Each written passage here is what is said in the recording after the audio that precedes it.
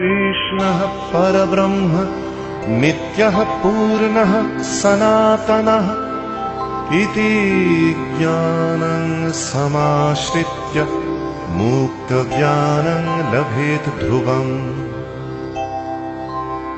श्रीराम कृष्ण राम कृष्ण राम कृष्ण नमो नमः। अहर्निशं स्मरेत् यस्तु रामकृष्णम् अभीष्टदायकम् आधिव्याधि विमुक्तः सन् सदा सुखं कालं नयेत्। सर्वदेव देवीमयः श्रीरामकृष्णः स्वरूपतः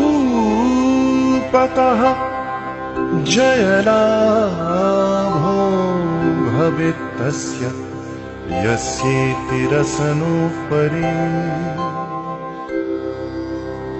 श्रीराम कृष्ण राम कृष्ण राम कृष्ण नमो नमः।